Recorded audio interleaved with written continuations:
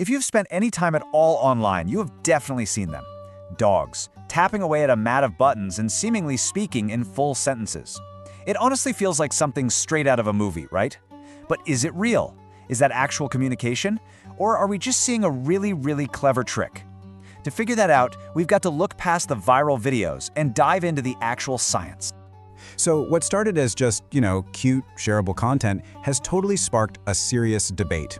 We've got scientists, ethicists, and dog owners all asking the exact same thing. Are we witnessing a massive breakthrough in how species talk to each other, or are we just projecting our own hopes and dreams onto our pets? And the claims, they get incredibly specific. I mean, owners are reporting phrases just like this one. This suggests that their dog can not only form a sentence, but can also express a really complex emotion, like being angry that a person left. A statement like that, it forces us to question pretty much everything we thought we knew about a dog's mind. So that's the big question we're really digging into today. Are these dogs basically linguists in fur coats, or is there something else going on entirely?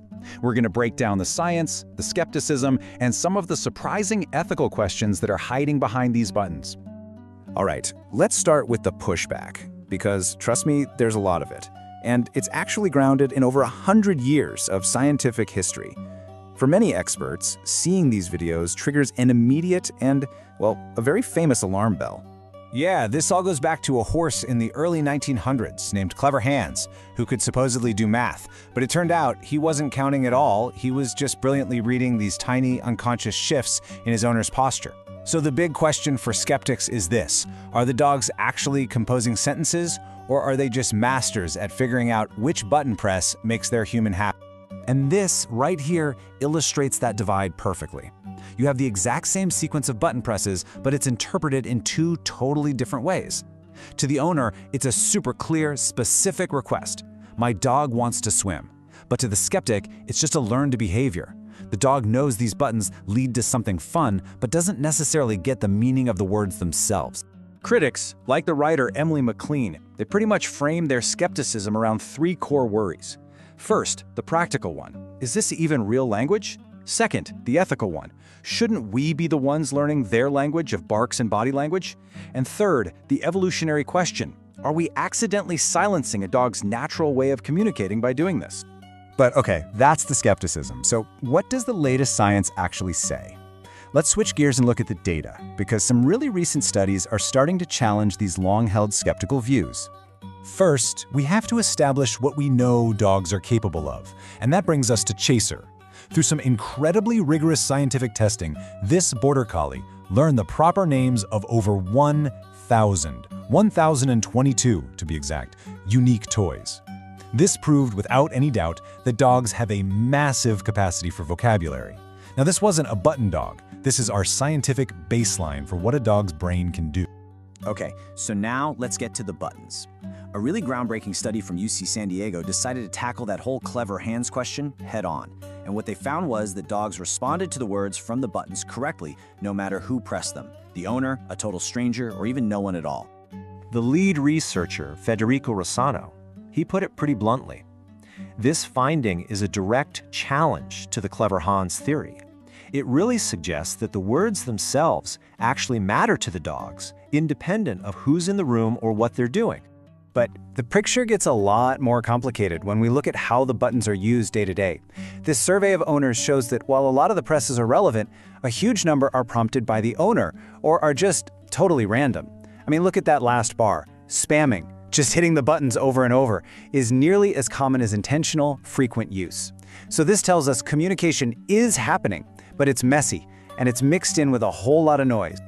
So, what are they talking about? Well, probably not surprisingly, it's about core dog desires.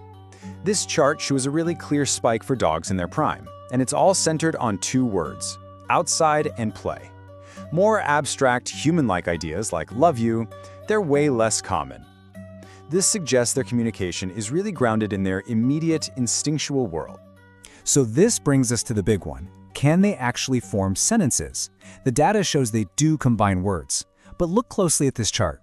While meaningful phrases happen sometimes or frequently, the bars for insignificant or just random combinations are way higher.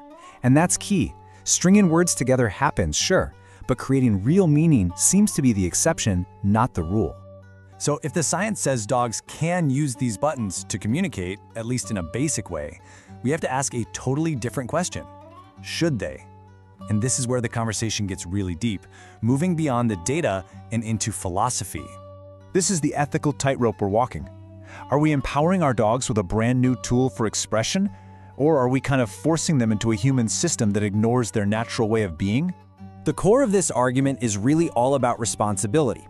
Critics argue that since we're the ones with all the knowledge and power in the relationship, it's really our job to learn to interpret their body language, their vocalizations, their gaze, to meet them on their terms, not make them learn ours.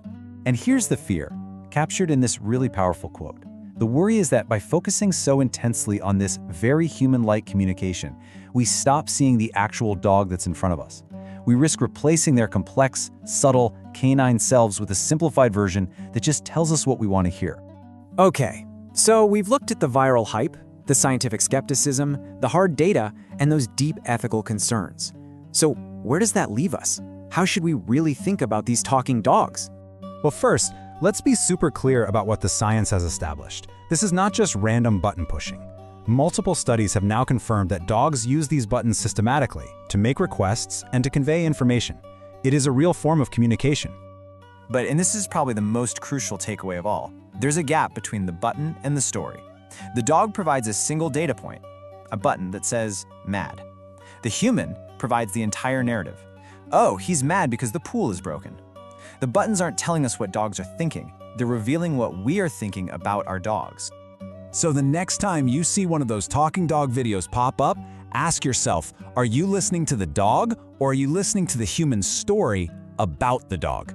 Because what you choose to hear, well, that changes everything.